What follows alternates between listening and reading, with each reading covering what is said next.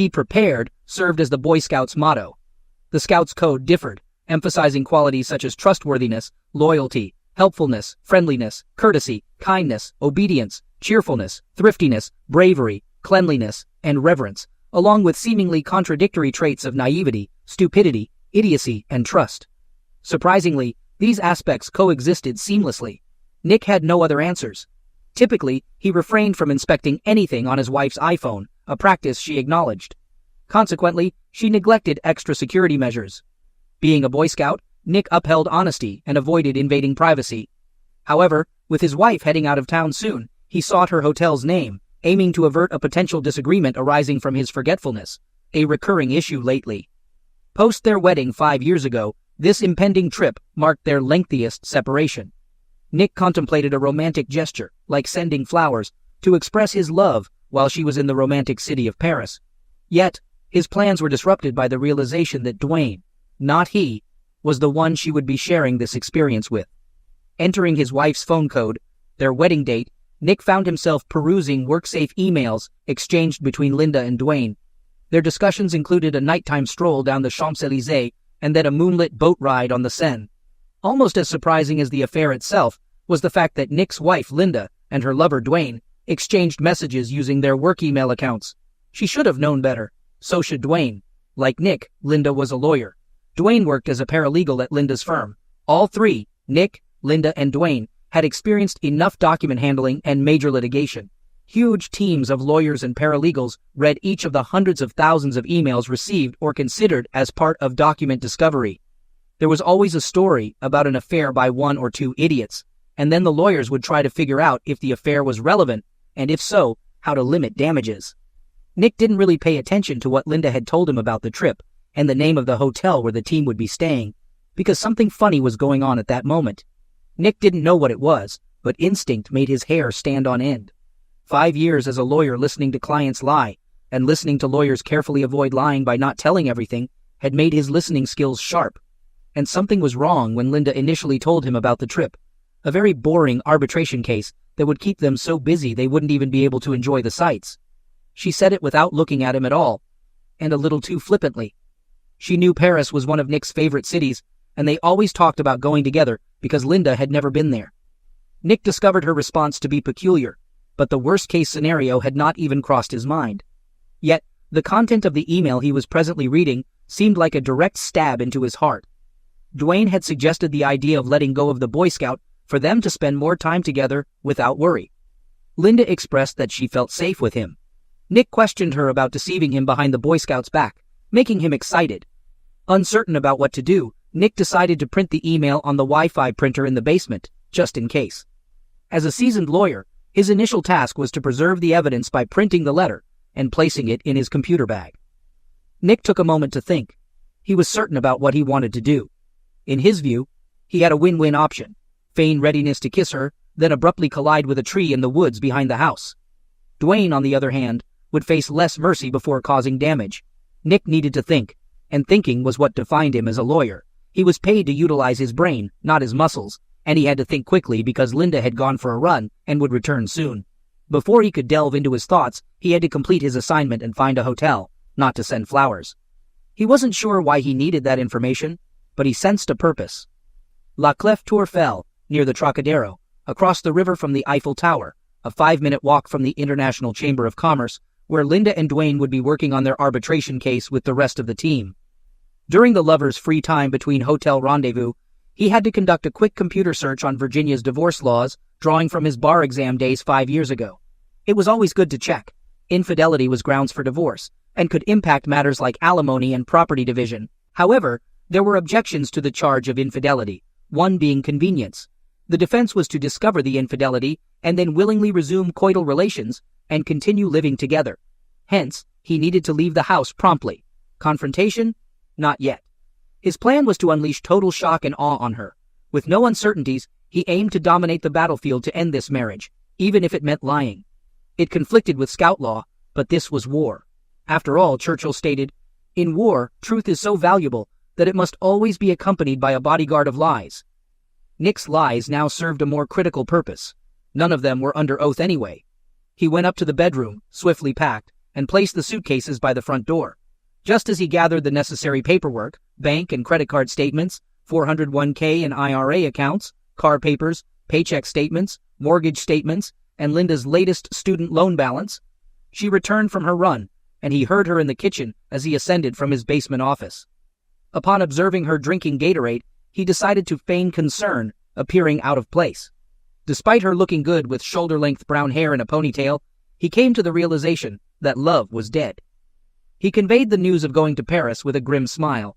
Linda's face lost its color, and her blue eyes paled. In response to his announcement, she quickly regained composure, asking if it was Paris, Virginia. Nick explained that Sven had called, informing them about testifying in his insurance case and the need to prepare a witness. He mentioned the complications arising from losing a motion to compel, causing chaos in the court schedule. Nick anticipated being on the road for a few weeks, with the possibility of stopping by to do laundry from time to time.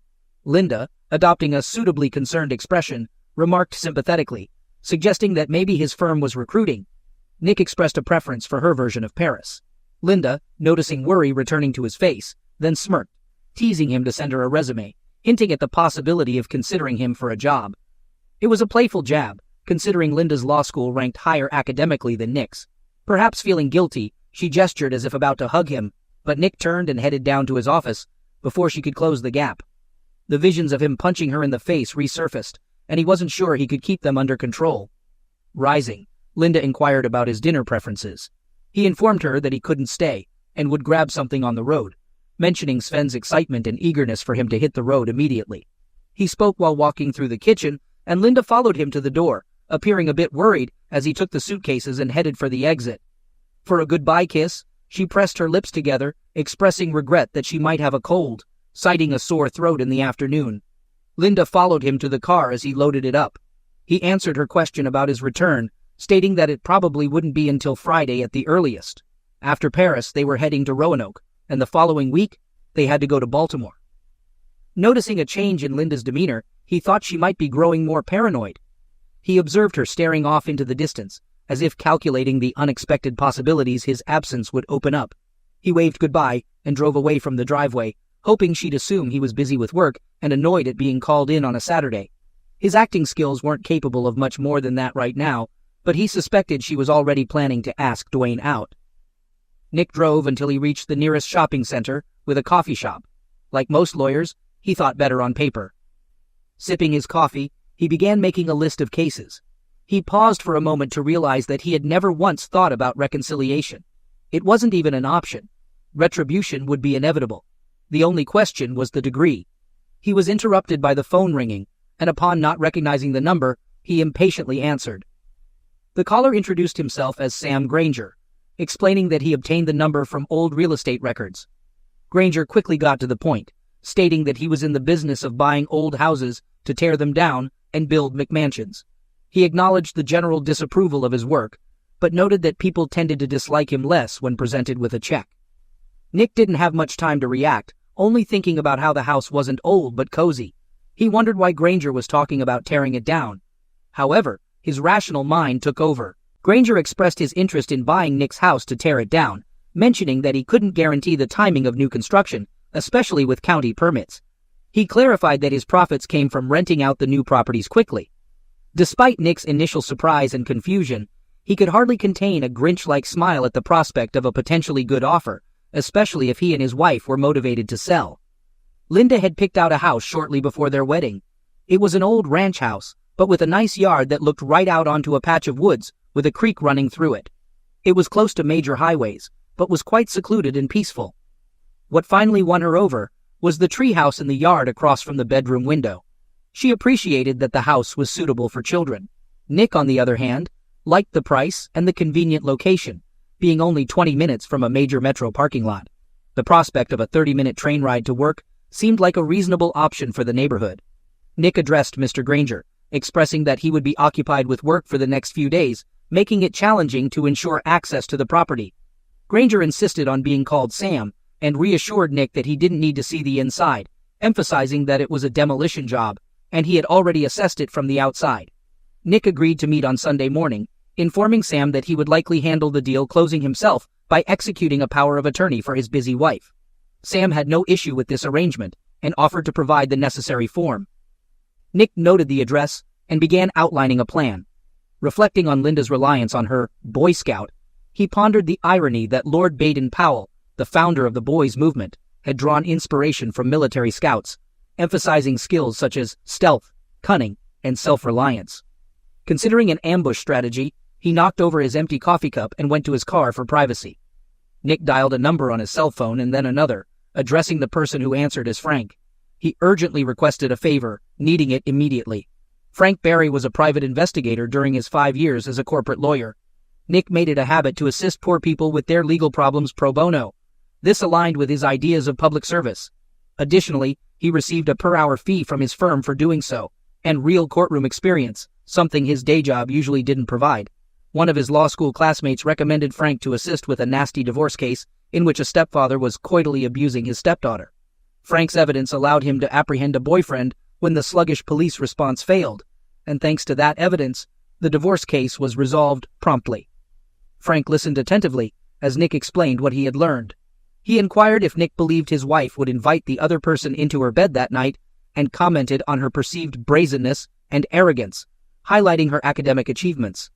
Frank expressed his determination to handle the situation himself and conveyed gratitude to Nick, mentioning the positive publicity the Rivera divorce case had brought him. Nick acknowledged Frank's words, expressing appreciation. He then informed Frank about a house in the backyard that might be useful for his purposes. Nick described how it opened right into the bedroom, where Linda liked to practice martial arts with the curtains open. He shared that there was a way to access it by going through the woods and jumping over the creek after dark, with no fences or dogs. Nick provided details about a service road on the other side where one could park. Expressing his thanks, Nick suggested placing a camera outside aimed at the front of the house to monitor the comings and goings. Nick and Frank discussed using Harry for a divorce, with Nick confirming that he indeed wanted a divorce. Frank acknowledged Nick's decision and mentioned being familiar with how Harry preferred to have the affidavit and report done. He expressed confidence that they would find out the truth soon.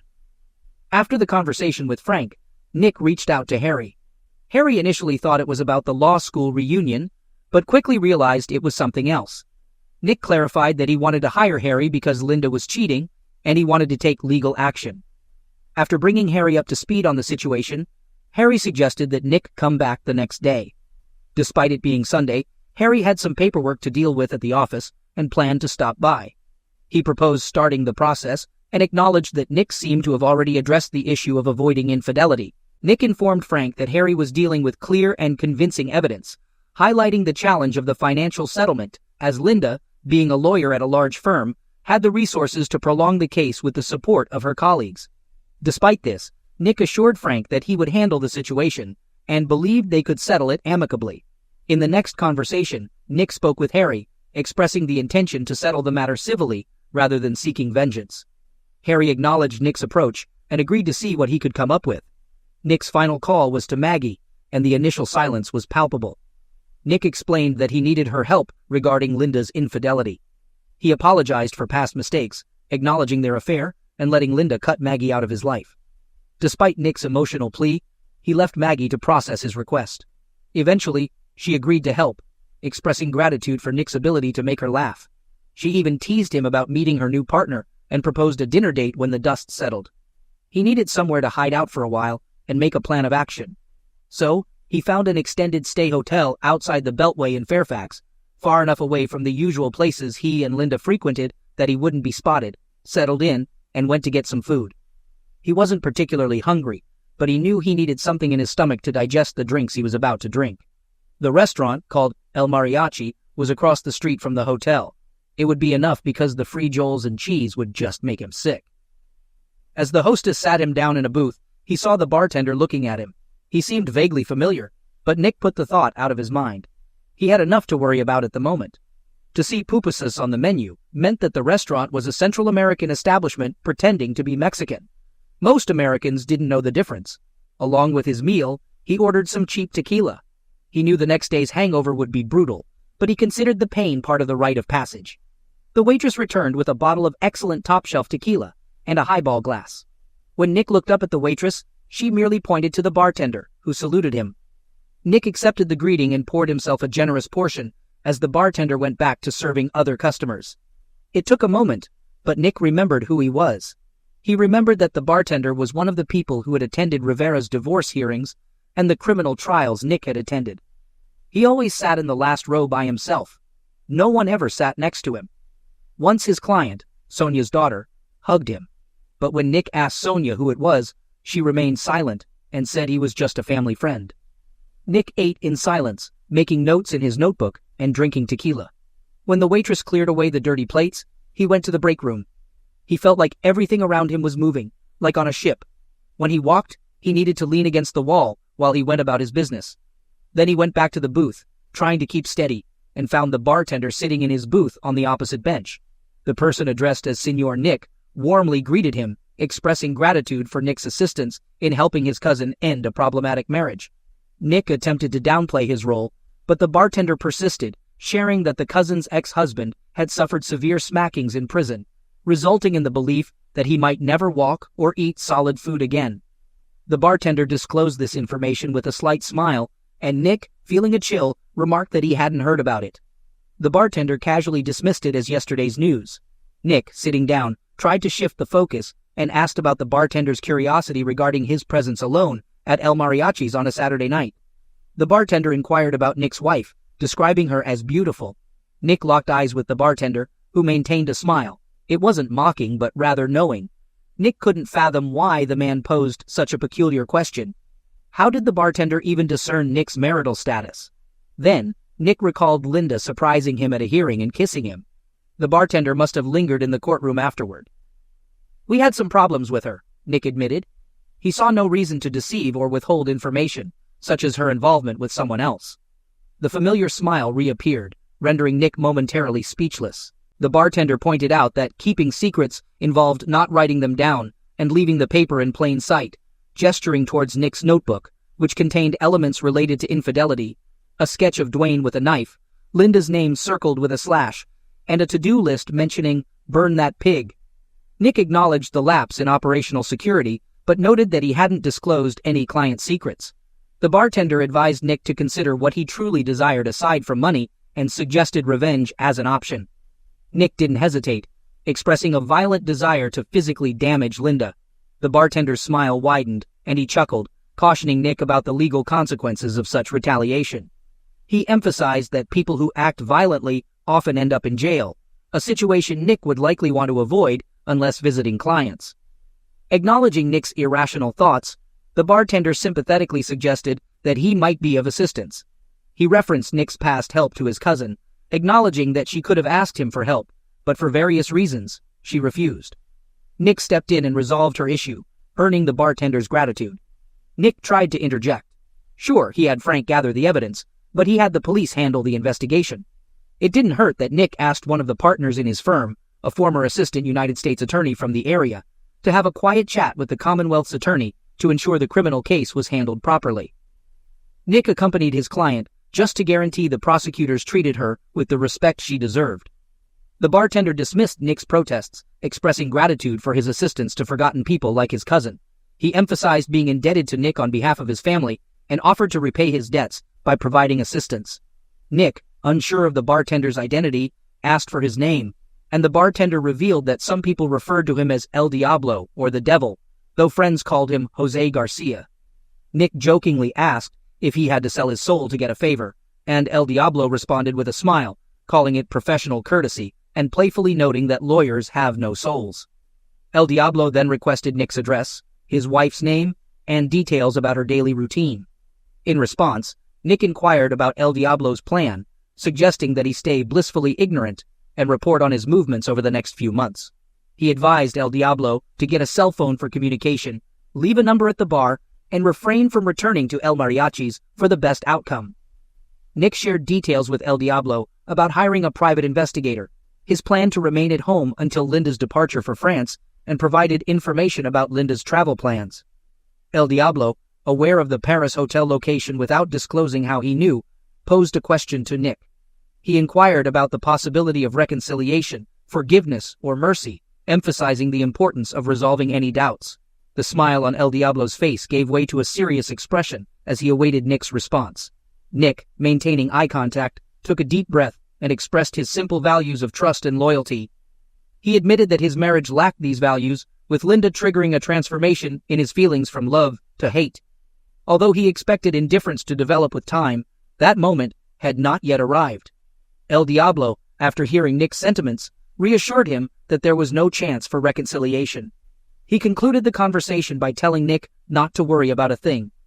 The waitress brought the bill, and El Diablo dismissed her, letting Nick tip generously. He also allowed Nick to take a bottle of tequila, but advised him to take his time, needing sharpness for the upcoming battle. Surprisingly, waking up without much of a hangover on Sunday morning, Nick arrived at Harry's law office at 10 a.m., where he found Frank already present. Apologizing, Frank informed Nick that Linda was engaging in lovemaking activities with another man in his bed. Despite receiving a video copy, Nick was cautioned by Harry against watching it.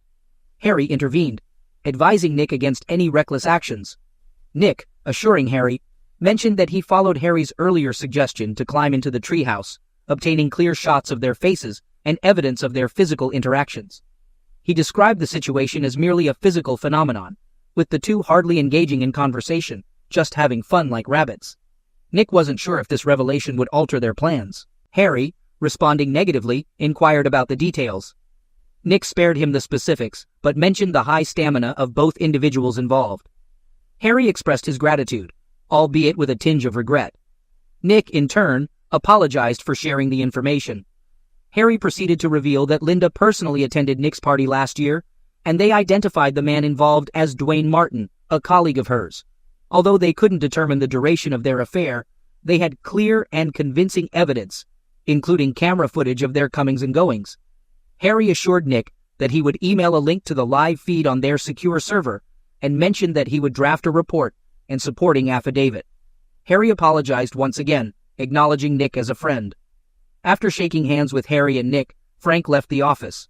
Harry then inquired about Nick's plans, and Nick expressed the intention to file for divorce based on grounds of infidelity without directly filing against Linda.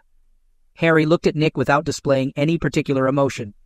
Nick assured Harry that he didn't want him to do anything reckless, and believed the process would go more smoothly than expected. Harry grimaced at the suggestion. Nick continued, advising Harry to file the divorce case on Monday afternoon, just before the clerk's office closed. He requested Harry to inform him of the case number, assuring that he would handle the rest. Nick reminded Harry that he didn't practice criminal law well and wouldn't be able to assist if Nick encountered legal trouble. "You'll be pleasantly surprised," Nick declared as he exited. His next destination was a meeting with Sam Granger, proving highly productive. Nick discovered they could sell the house for over $100 above the mortgage, without a real estate agent's commission. Linda would be delighted. Nick pledged to have the necessary paperwork ready for a swift deal closure. Exiting Sam's office, Nick checked his phone. No messages or calls. She must still be enjoying time with Dwayne. Nick took the chance to urgently request 2 weeks of vacation, or he would quit, leaving his boss, Sven, in a panic. Luckily, Sven granted the request, given a temporary lull in business.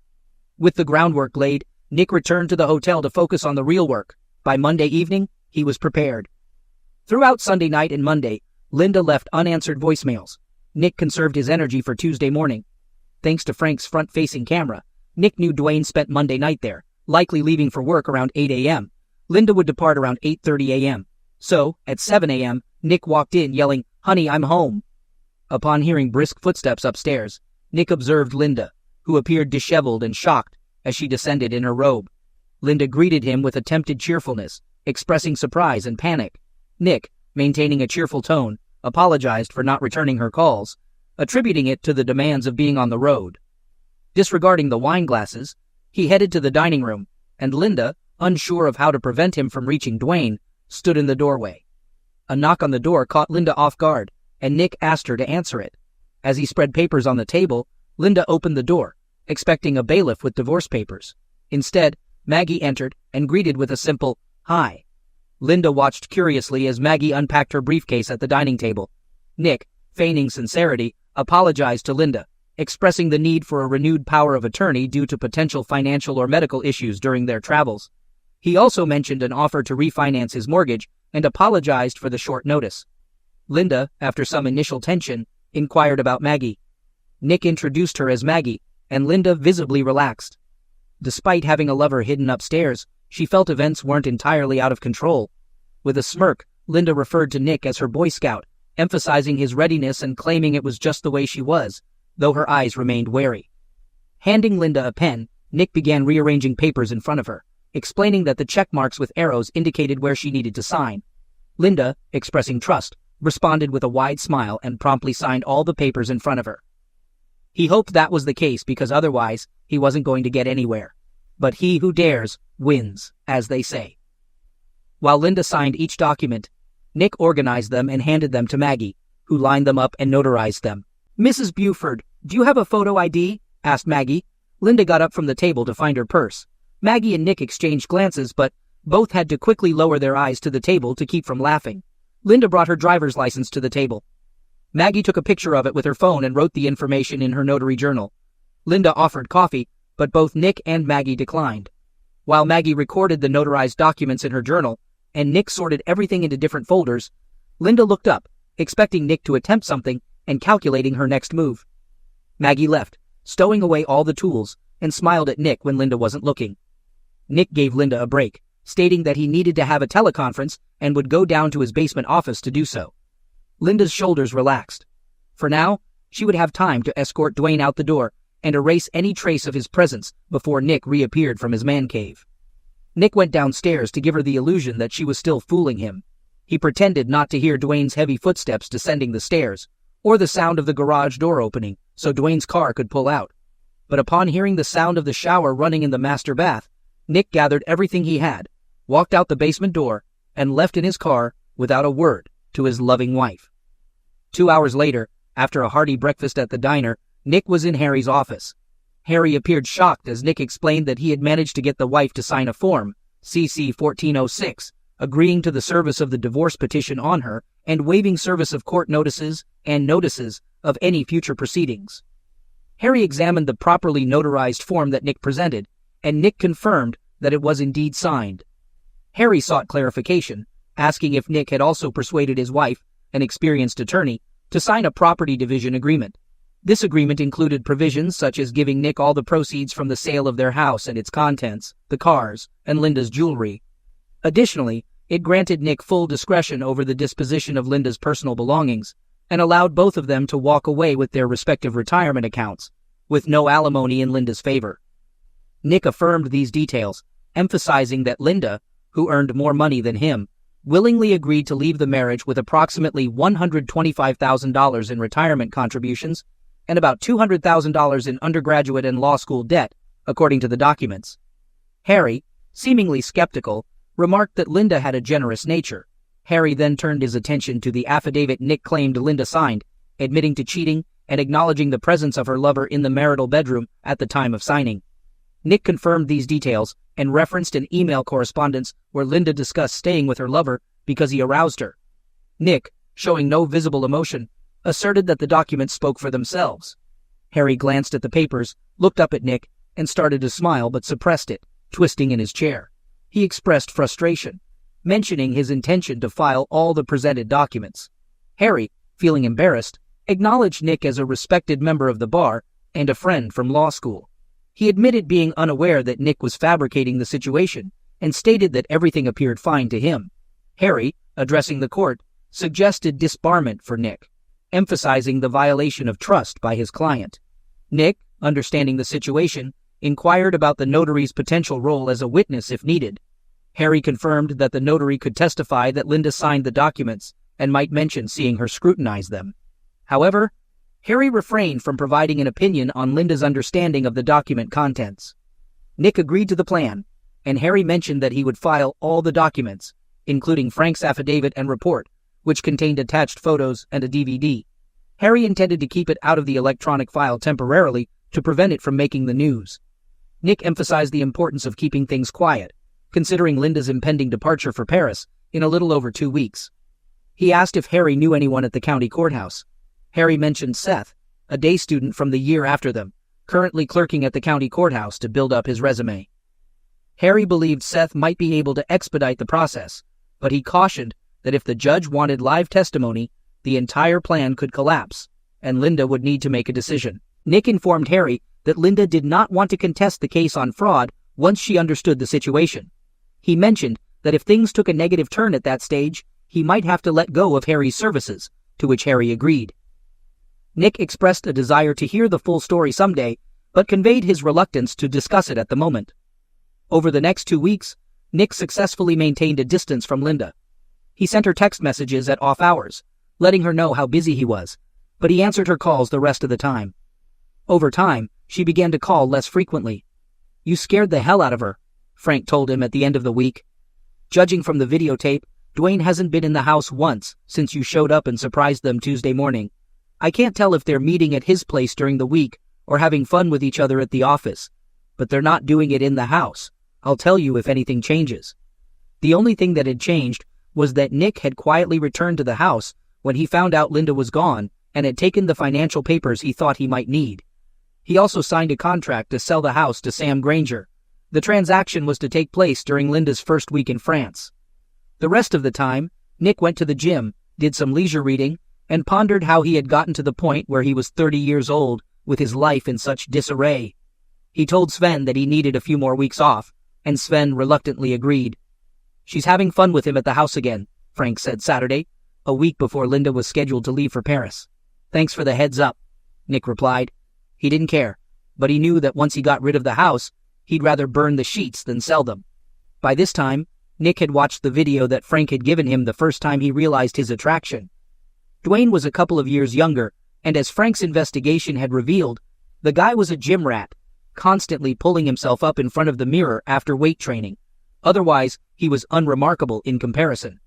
Nick was in reasonable shape, but didn't boast a tight belly. Linda seemed to be seeking arm candy, a trait Nick could do without. Before he knew it, Linda embarked on her eagerly anticipated trip to Paris. A member of Frank's team followed her to the airport, ensuring her departure to Europe. Upon receiving the news, Nick went to the house, piled all of Linda's clothes in the living room, and packed up his belongings. The next day, movers arrived, packing Linda's items separately and sending them to storage. They also packed Nick's things and moved them to the apartment he found with Sam Granger's help. Nick easily sold the furniture thanks to Sam's reselling skills. Once the house was empty, Nick did a final walkthrough before taking one last action. He carefully collected wedding photos, the album, and Linda's wedding dress. He brought them to the fire pit under the treehouse on the patio, placed them atop embers, added lighter fluid to the dress, and lit a match. As everything burned, Nick was pleased with the level of detail captured in the video, even discerning details in each photo as it joined the flames. A day later, Nick closed the sale of the marital home, using Linda's power of attorney to sign on her behalf, a move she should have scrutinized. With a separate financial power of attorney, Nick deposited the house sale profit into his personal account, certifying it on behalf of his wife as her attorney in fact, and closed the joint accounts 3 days later. Still, in the initial week of Linda's French trip, a construction crew razed the house. Days later, they cleared the debris, starting preparations for the site. Unfortunately, the tree with the treehouse had to be removed for a planned gazebo. However, construction halted once only an empty square of land remained, due to issues in the permitting process. Nick and his law school friend at the county permit office believed the problem would resolve upon Linda's return, with proper forms submitted and approved. Throughout this period, Nick ignored all of Linda's attempts to contact him, not responding to calls, emails, or voicemails. El Diablo, using the landline, informed Nick that Linda and Dwayne appeared stressed and didn't look their best, suspecting something was amiss. Nick asked how El Diablo knew, to which he simply claimed to have connections everywhere, even in Europe. El Diablo inquired if Nick wanted Linda's wedding and engagement rings, and upon Nick's refusal, asked if someone else could acquire them. Nick agreed. 2 days before Linda's return from Paris, Nick visited Harry's office, receiving an unexpectedly swift divorce decree. Seth, tight-lipped, facilitated the process, and Nick opted not to inquire further, congratulating himself on his newfound single status. Harry provided a copy to send to Nick's ex-wife, expecting her delight. As Nick was getting into his car outside Harry's office, his phone rang. Receiving a call from an unfamiliar number, Nick recognized El Diablo's voice as soon as he answered. El Diablo advised Nick to take a vacation immediately, suggesting he go to a place with a lot of people who know him and can confirm his presence. El Diablo ended the call abruptly. Nick, understanding the urgency, realized he hadn't seen his college friends in New York for a while. Luckily, they had free schedules in the next few days. That afternoon, he hopped on Amtrak, attended shows, explored museums, and shared meals with friends, most of which he paid for with a credit card. Nick also tipped generously at the hotel to ensure the staff knew who he was. During his stay, he express mailed a DVD copy of him burning Linda's wedding dress and album to Linda's parents' home. Late one Sunday night, while savoring coffee and cake at Little Italy in Manhattan, Nick received a call from his father-in-law. His father-in-law informed him that Linda was in the hospital and going through a difficult time. Nick inquired about the reason behind her condition. His father-in-law explained that Linda had returned from a business trip on Friday and, along with a colleague, had been kidnapped at the airport. They were medicated and only managed to escape that morning. Unfortunately, Linda's colleague had been severely smacking. Nick could sense the emotional strain in his father-in-law's voice. Once upon a time, Nick might have felt sympathy. However, he asked about Linda's condition. The father-in-law explained that when Linda woke up, she found herself covered in tattoos with derogatory inscriptions, labeling her as a fancy woman and a strumpet. Soon after awakening and realizing this, an individual wearing a mask entered and physically assaulted her, breaking her nose and causing 2 black eyes. Nick couldn't help but be impressed by the severity of the situation. Really, it was the cherry on top of the ice cream. He would have been happy if Linda had realized that he had betrayed her in court, just as she had betrayed him in marriage. But this was just a rainbow pleasure of joy. It would be worth an immortal soul if he could give it away. Expressing his condolences, Nick acknowledged that he was currently out of town and inquired about what his father-in-law would like him to do. Detecting surprise on the other end, his father-in-law emphasized that Linda was Nick's wife. Nick, without much emotion, clarified that they were divorced, and the order was issued the previous week due to Linda's infidelity with the man she was traveling with. When his father-in-law seemed confused, Nick coldly mentioned having a video of the infidelity and offered to send a copy. The revelation left his father-in-law in stunned silence. Nick, displaying a lack of empathy, stated that Linda was no longer his problem, and his father-in-law would need to take care of her. His father-in-law, expressing frustration, accused Nick of causing the situation. Nick, unapologetic, explained that he had been in New York celebrating his divorce since Wednesday. He acknowledged the father-in-law's upset state and hoped for Linda's recovery, but conveyed that they had nothing more to discuss. Nick then ended the call. It occurred to Nick at that moment that the stress of city life had been too much lately. He sent Sven an email saying that Sven and the firm could go to hell, respectfully, after all. A quick internet search revealed that there was an REI store in Soho, and Nick got himself some new hiking and camping gear. Linda had never liked camping, so this was a chance to reconnect with her. Scouting past the hotel was very accommodating, and agreed to leave his luggage for a while for a reasonable fee. And Nick was on his way to the Adirondack Mountains to commune with nature until things calmed down. Luckily, he had his passport with him in case he had time to travel to Canada, and it turned out he did have time. For the next 8 weeks, he kept his phone turned off. Initially, he assumed some disturbed woman had taken possession of his ex-wife's phone, given the multitude of messages, including frantic screams and cries. He listened to just a couple and deleted the rest. There were numerous crazy emails too. Her account must have been hacked. Reading through all of this seemed impossible. He hoped the troubled woman responsible would find the help she desperately needed. After 8 weeks, Nick, Frank, and Harry gathered for a drink. Harry clarified that he had terminated their ties with the attorney right after serving Nick the divorce decree, a piece of information Nick admitted to not having checked yet. As they settled at the table, Frank described the aftermath as a serious situation, likening it to a typhoon of destruction. Harry, with a sense of dark humor, found amusement in the widespread chaos. Frank began recounting the events, detailing how Linda, accompanied by her parents, had a meltdown upon seeing the vacant lot where their house once stood. Her emotional breakdown escalated as construction workers arrived, and her tattooed face became a source of laughter among them.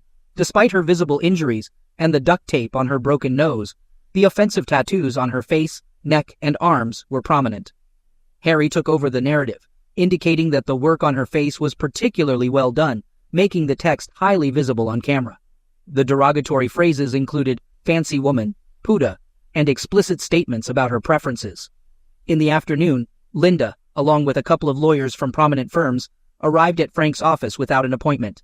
Frank deliberately made them wait for 15 minutes, ensuring that his loaded Glock was in his desk for safety. Grateful for Virginia's firearm laws, Frank eventually faced their anger, enduring discussions about emergency motions, bar complaints, and contempt proceedings.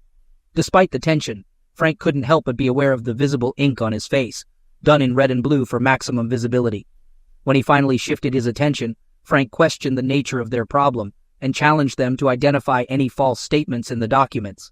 The lawyers hesitated and looked at each other. Frank then asked if the dispute revolved around Linda's infidelity, to which they all affirmed. Taking control of the situation, Frank played the videotape that had been recording while they waited. The footage clearly showed Linda engaging in lovemaking activities with someone other than her husband in the marital bed. The lawyers, caught off guard and seemingly unfamiliar with the case details, exchanged confused glances. Linda began shouting about not having a chance to explain, claiming that she never agreed to let Nick sell the house, and accused him of burning her personal belongings, including her wedding dress, pictures, and album. Frank presented copies of powers of attorney, including one for the house sale, and the property settlement agreement, which granted Nick authority over her personal items. He pointed out that Linda was fortunate to still have her clothes. When Frank questioned if she contested her signature on the documents, Linda admitted to it, but insisted she hadn't agreed to the contents.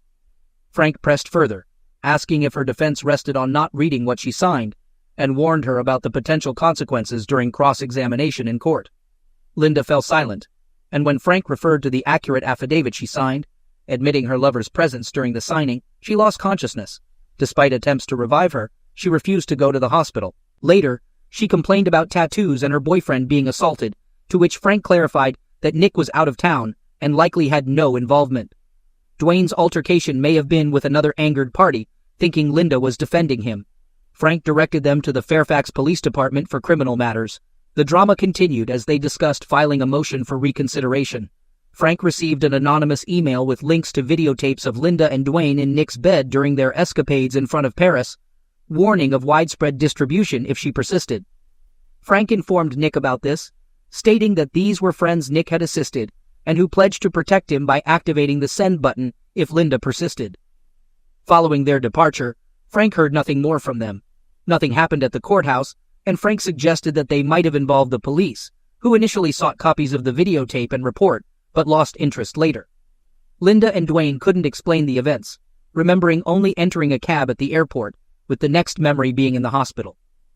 Linda woke up in a shabby hotel, endured a punch to the face, and found her way to the hospital, discovering that room charges, room service, and minibar expenses were billed to her credit card.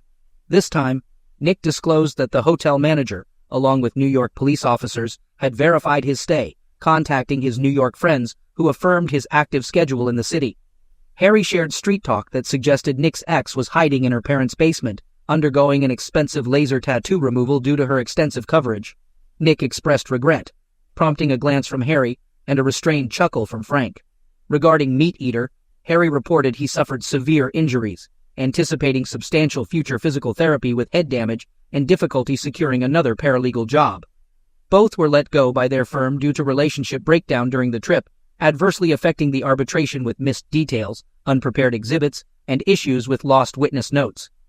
The client expressed dissatisfaction, leading the firm to make sacrifices to retain the client for future work. Frank praised Nick, hinting at a future revelation of how he accomplished it. Nick innocently asked, "Managed what?